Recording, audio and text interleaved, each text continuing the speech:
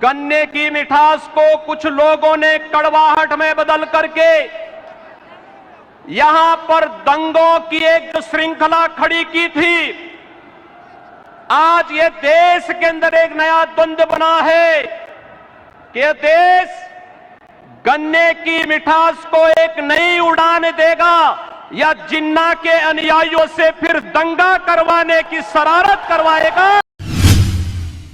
भाइयों बहनों, हम सब जानते हैं कि 2014 के बाद भारत के नागरिकों ने बदलते हुए भारत को देखा है। एक भारत श्रेष्ठ भारत की परिकल्पना को साकार होते हुए देखा है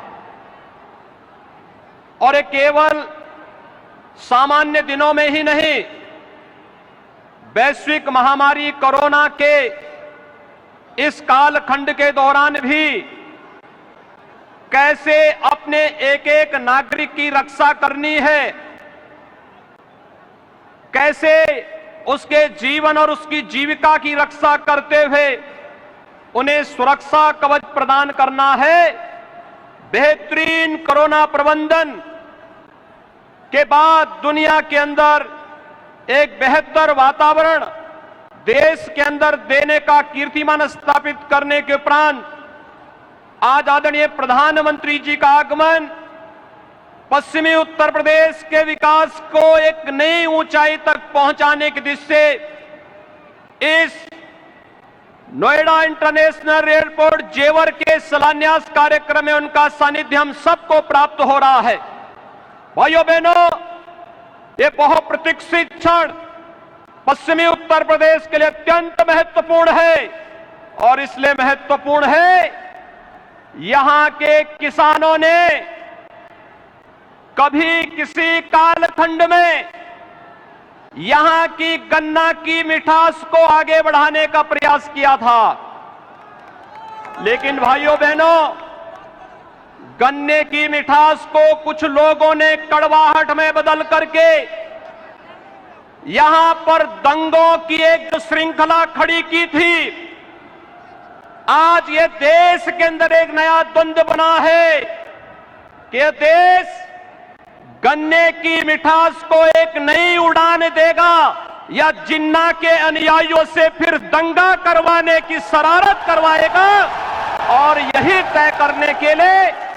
आज आप सबका आह्वान करने के लिए मैं स्वयं आपके बीच यहां पर उपस्थित हुआ हूं। ये मेरा सौभाग्य है कि जेवर के इस ऐतिहासिक स्थल पर आदरणीय प्रधानमंत्री जी के स्वागत का अवसर मुझे प्राप्त हो रहा है, जिनके मार्गदर्शन में उत्तर प्रदेश आज अब एक नई ऊंचाई की ओर बढ़ रहा है। चाहे वह देश के अंदर केंद्र सरकार के द्वारा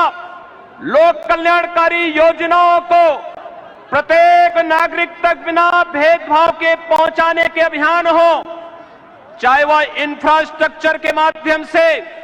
उत्तर प्रदेश के विकास को एक नई ऊंचाई तक पहुंचाने का कार्यक्रम हो,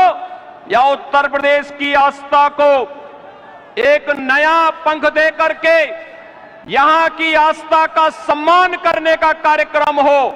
या फिर उत्तर प्रदेश राज्य के पूरे परसेप्शन को बदल करके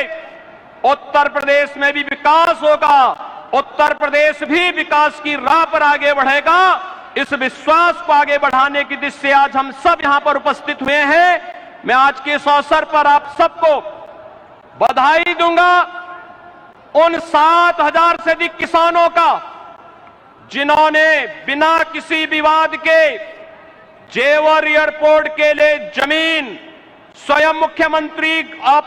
आवास पर लखनऊ में आकर के उपलब्ध करवाया है। उन सभी किसान भाइयों का भी मैं अभिनंदन करते हुए